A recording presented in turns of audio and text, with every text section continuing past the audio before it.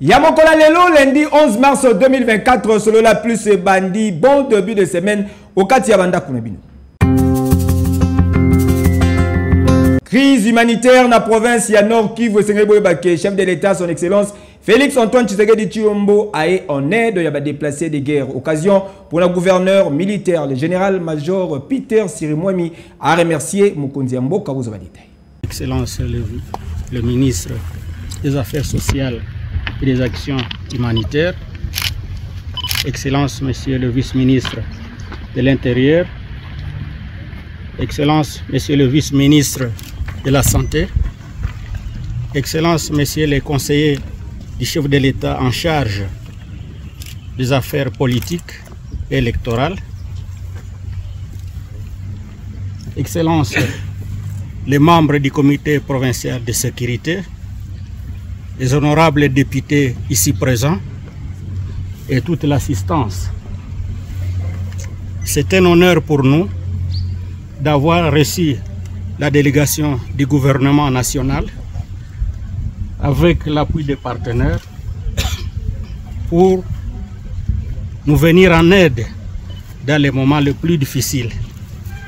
Nous savons que le chef de l'État du côté militaire est en train de faire de grands efforts, mais au-dessus de cela, il a pensé aussi au social des déplacés qui sont en train de fuir et qui vivent dans des conditions extrêmement difficiles.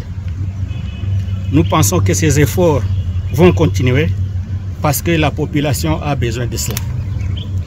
Et plus que cela, la population du Nord Kivu et moi-même, nous voulons rentrer chez nous parce que on ne peut pas continuer à être bien dans les cas de déplacés, surtout là où les conditions sont extrêmement mauvaises. Au nom de la population du Nord Kivu et au mien propre, je remercie le président de la République pour cet engagement, mais aussi la délégation qui est venue ici pour apporter l'assistance, non seulement pour la nouvelle vague d'Nzulo, mais aussi Bushagala et Mugunga. Je vous remercie. Ennemi en Congolais, c'est Congolais ndenge kaka balobaka lobi leki bakangi ba collaborateur. Ya ba M23 na ville ya Goma kokamwa. Est un moto-taximan à leur service et le quatrième est un conseiller expert en tourisme au gouvernement provincial du Nord Kivu, neveu de l'un des députés provinciaux et recruté par ce dernier.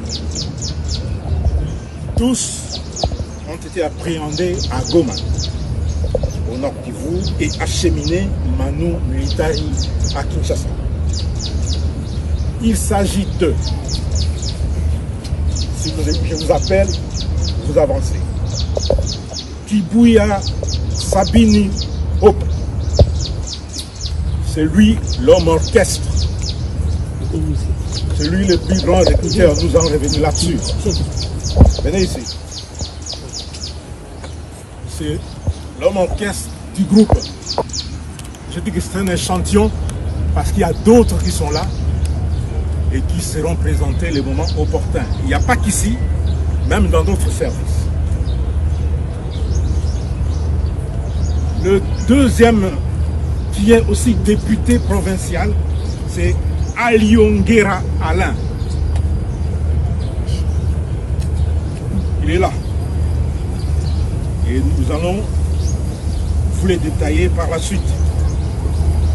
Le troisième, c'est Imani Baibika Gabriel.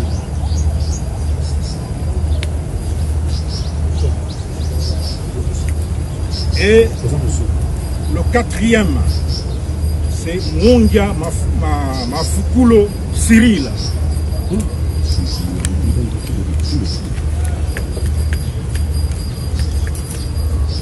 Le cinquième individu, originaire du Sud Kivu, est arrêté à Goma. Lui, il sera libéré faute de preuves. Il sera ramené dans son milieu d'origine. Commission électorale nationale indépendante à Rwanda publique date. Il y a une élection pour les sénateurs, gouverneurs et vice-gouverneurs. Vous avez des détails dans les commentaires. Commission électorale nationale indépendante, CENI en sigle, à Rwanda public week-end eleki, calendrier électoral naye yasika réaménagé pour la élection ya ba sénateur pe ba gouverneur. Calendrier oyo ezali ko prévoir ba élection ya ba sénateur pour na mokolo ya dimanche 21 avril ezali ko ya, tandis que oyo ya ba gouverneur pour na mokolo ya dimanche 28 avril 2024. Commission électorale nationale indépendante a talisiki campagne électorale pour la élection yaba sénateur et kosalama du 17 au 19 avril pe oyo yaba gouverneur pe vice-gouverneur et kosalama na période allant du 24 au 26 avril 2024. Et sengeli koyeba ke CENI a annoncé que ba résultat provisoire na bango et kosalama les mêmes jours yaba scriptin. Il s'est yako rappelé que centrale électorale a décalé ki ba date yaba élection oyo pour na ba contraintes financières. Article 2.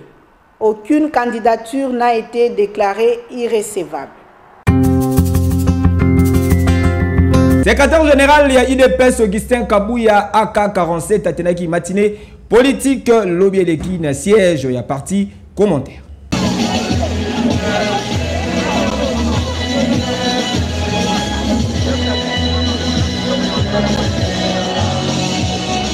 Au cours de la matinée politique organisée dans le siège, il y a parti politique Union pour la démocratie et les progrès social, tenu lobby et l'équipe, plus précisément au dimanche 10 mars 2024, Augustin Kabouya dit AK47, secrétaire général, il y a IDPS, à Salaki, ba révélation et belé, pour n'a coupé sa éclairage sur vision et ambition, il y a parti au cours, il y a second mandat, il y a chef de l'État, son excellence Félix Antoine Tshisekedi Tshilombo. IDPS viva! Viva! IDPS viva! Viva! Malgré situation où il y a injustice, où tata mokonza ekolo aza victime, mais aza toujours comme maintenir stabilité en mboka na biso compte tenu ya contexte où tozana yango. Toza koyoka na malamu. Est-ce que ceux qui bobimi awa omoni muto aza koyebiso ke Félix Tshisekedi n'a rien fait? Yoko yoka ye? Ceux qui ayebiso bongo orienté malamu akende na église oya pembeni babonde la pona ye. Tokani malamu. Tokani malamu. Makambo wana même mama oyo azoteka matembele ayebi yango. Ça ne sert à rien. Yo yebi bien que mobali na yo mbongo ya za kozwa pour soigner famille nyonso. Ezo kende na maladie o eza na kati ya ndako. Mais entre temps ozo ebisa bana ke papa ne fait rien pour la famille. Est-ce que oza maman moko sérieuse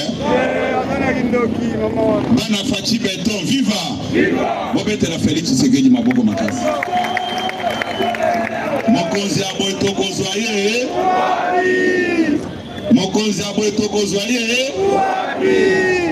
Naza koyebisa bino boy.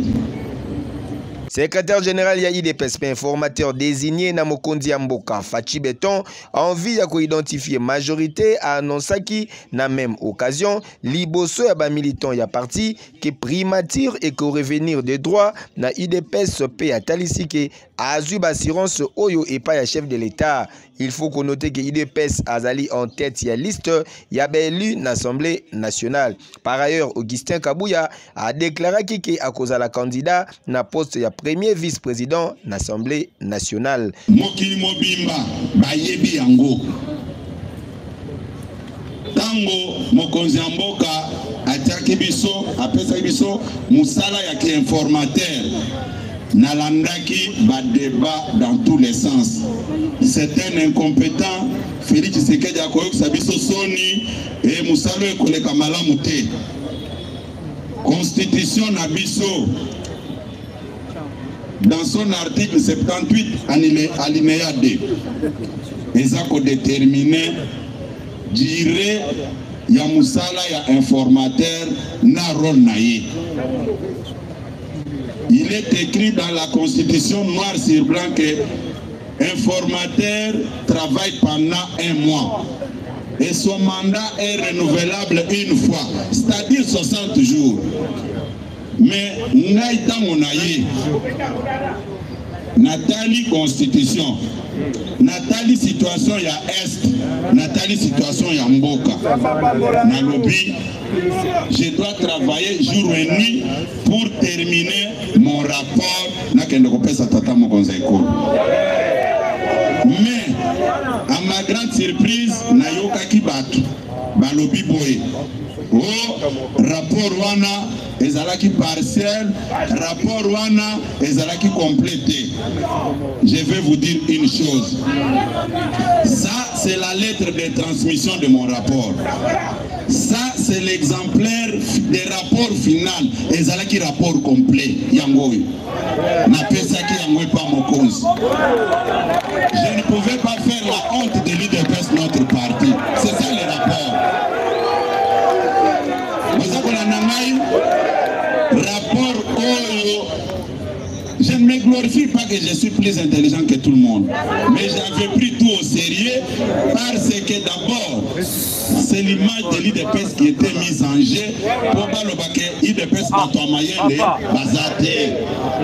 Et si ka Oyo nalingaki kosala musala pendant 30 jours, na sali yango dans 10 jours à bon.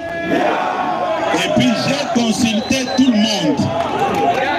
Vous avez la nangaï, vous mettez la fachi béton ma boko makasi. Vous mettez la fachi béton ma boko makasi. Vous mettez la fachi béton ma boko makasi baninga. Po Nakosukisa, secrétaire général ya UDPS Augustin Kabouya a présenté officiellement candidat ya UDPS pour na poste ya gouverneur à la ville province ya Kinshasa.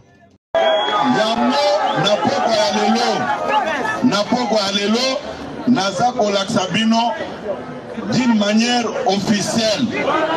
Les candidats de l'UDPS comme gouverneur pour la ville province de Kinshasa, c'est Daniel Bumba.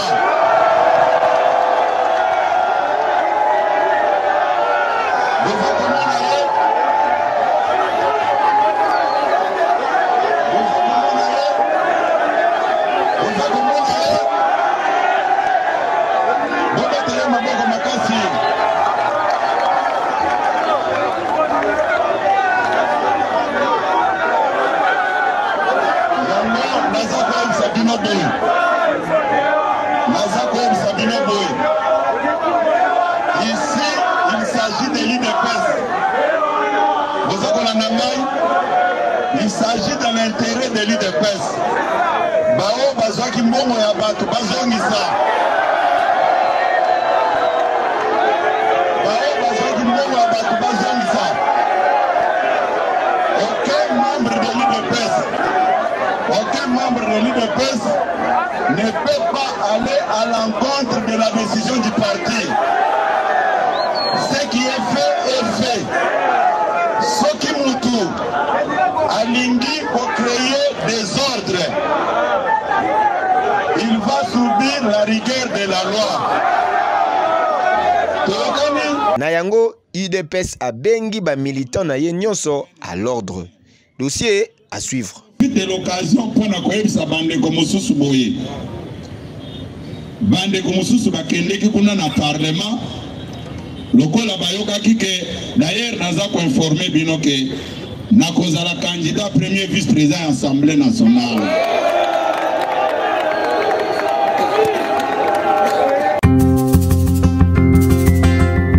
Nani alingiate kabilanga ya ba maman Nanjili quartier 8 vice-gouverneur ya ville province ya Kinshasa excellence Gérard Mulumba DJ Koko akitaki sur place P à Katilikambo.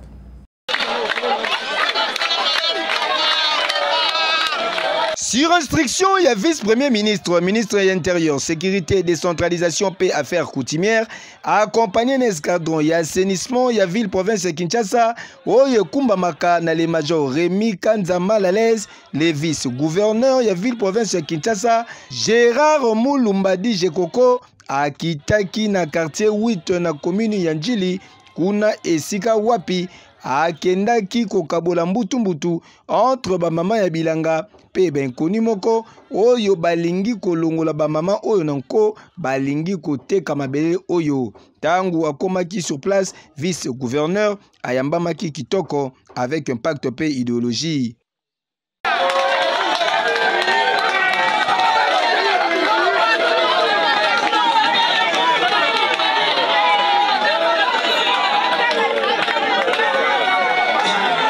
Zokande bachelaki ba mama mipiku ya ba policier po na kuempêcher bango kosala musala na bango ya mikolo nyonso oyo ezali bilanga. O tozo bunda tongo midi pokwa. Mokonzi ya mboka zobenda biso matoi tongo midi pokwa pona kuluna. VPM ya intérieur. VPM ya intérieur. Kazadi. Azobenda matoi pona kuluna. On prend 34 policiers.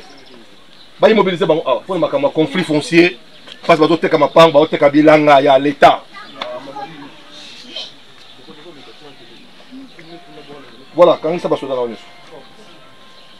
Je attendez. Quand ça va passer dans la news. OK. Quand ça tout le monsieur sur le champ, vice-gouverneur Gérard Moulumba a ordonné ki balongola batante ya ba policier oyo et loko oyo salaki sengo makasi na population.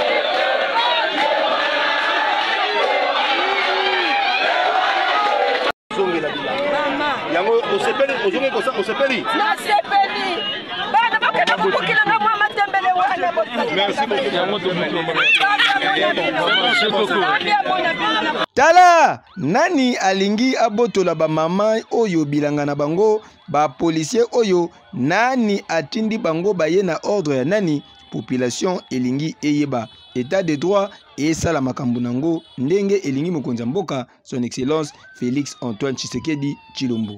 Dossier à suivre. Traque contre Bakuluna, la police ya district ya Moamba bakangi bango na ndenge ya kusakana telo bieleki. Bozo ba détail na reportage. La police nationale congolaise a intensifié du jour au lendemain l'action ya traque contre ben civil communément appelé à Kinshasa Kuluna. Phénomène oyo enyokoli population ya Kinshasa makasi oyo bozali komona boye bazali bakuluna oyo bazwami na ba quartier lokola Ndanu na commune limitée na Kisenso côté ya Rifla pe na Mombele na commune limitée toujours tikana yebisa bino ke la police azwaki bango nyonso butu pe en tout cas et opération elekaki kitoko avec un pacte paix idéologie. Et tozali kokoba na ba opération na biso oyo mokonzi ya ville ya Kinshasa ayebisi biso tosala oyo alobaki il faut résultat et ça sera chaud biso na niveau ya Moamba tozwi parole wana ekomi ya biso nde chaque fois tozala kosala ba opération la fois passée kokoba alobaki tosalaki opération munene bozalaki pe bolikisi na bilili tozalaki na Kingabwa tozalaki na Lemba tozalaki na Ngaba tozalaki pe na Matete. Les lots tokobi même opération na quartier ezali autre autre ça qui la fois passée c'est-à-dire tosali na Kingabwa 2 côté Andano tosali na Kiseso 2 côté Rifla et tosali pe na Limité côté Mombele domoni bateau tokangiawa ezali bateau tosala ki opération pour ezali ki ciblé mais tokuti pe bango na bandeko bazali ciblé te. Alors dans un premier temps tokozwa bango Après audition, il y a OPJ à Samisaka à charge et puis à décharge. Après audition, OPJ à côté Kabaye, Basali Mabete. Mais Baoyo, Basali Mabé, bon, déranger la population chaque fois, ne Bakosibi, rigueur et Abibeko. Ah oui, Yakosa Mbezate o nyonso, ezali ko démontrer que la police nationale congolaise bazali déterminée pour na ko éradiquer phénomène oyo, phénomène kuluna. Boyende ezalaka.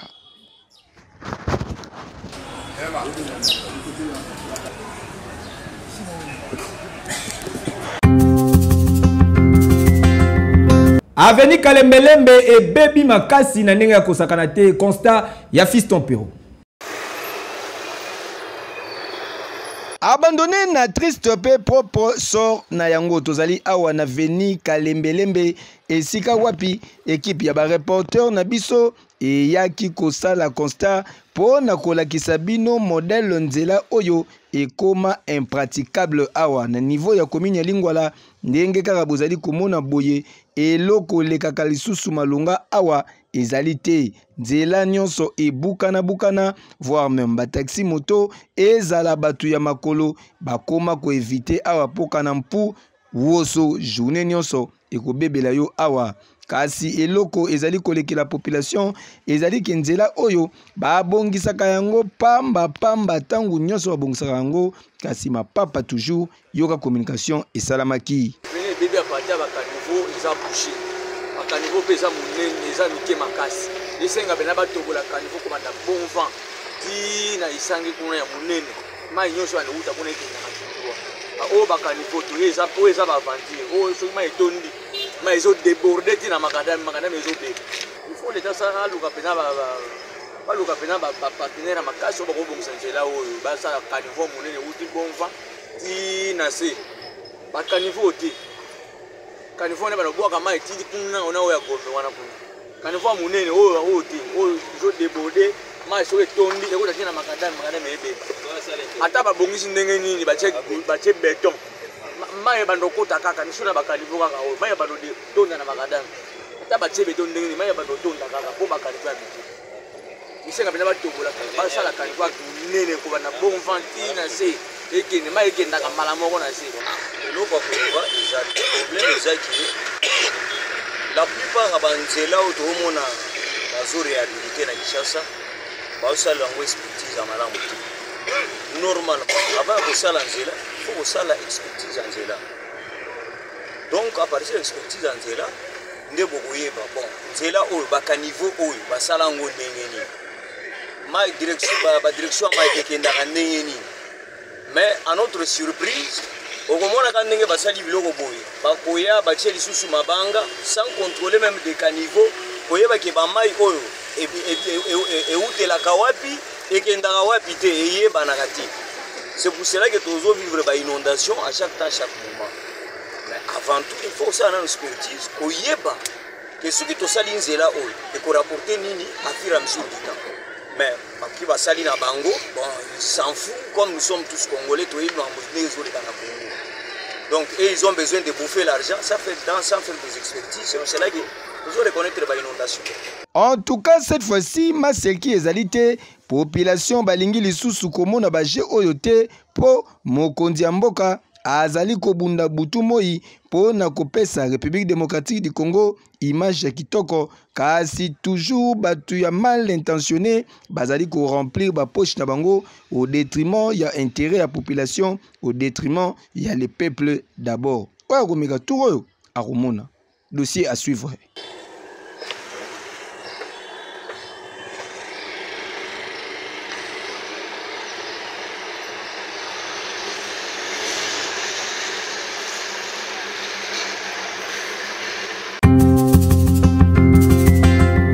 Grâce à victoire Nayeli Bosso et Lubumbashi Sport, association sportive Vita Club a commis 3e dans le classement partiel. Il y a 29e édition, il y a championnat national commentaire. En déplacement, Moscovitch va se relancer Kilobi Eleki après nil d'entrée face à Football Club Les Aigles du Congo. Na stade Kibasa Maliba ya Lubumbashi, Dauphin Noir ya Kinshasa bafungola qui score rapidement na deuxième minute de jeu na entremise ya buteur maison Elim Panzu.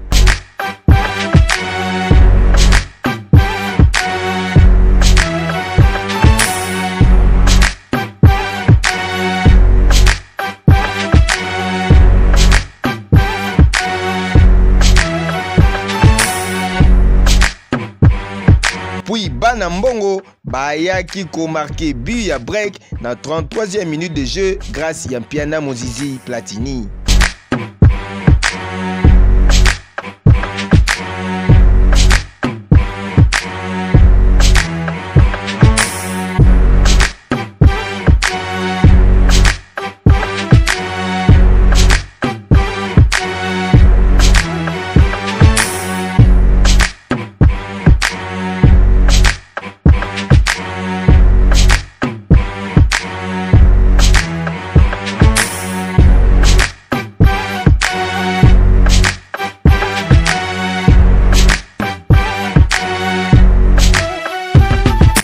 À 0 score final avec 4 points dans le classement partiel. AS Vita Club a occupé 3e position en attendant prochaine rencontre Oyo et opposé na Chemino ya Saint-Éloi Lupopo mokolo ya mercredi 13 mars na stade Tata Raphaël na Kinshasa.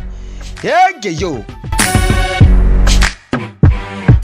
Merci pour la confiance et la fidélité. Yakoyeba vous avez tellement ébélé. Yakolanda solo la plus Yamokola lelo bosepela ki na ba image vous pesa merci. Na papa na 4B Béni Lola les géants azalaki na sima ya caméra ingénieur Yann Mike Moulamba azalaki na régie finale directeur de programme Nabiso Piero Ebende Ouattara Obiong azalaki wana assisté na Moïse Mbouyi. Bama tabaki tababa lokala mabele tukutani lobi.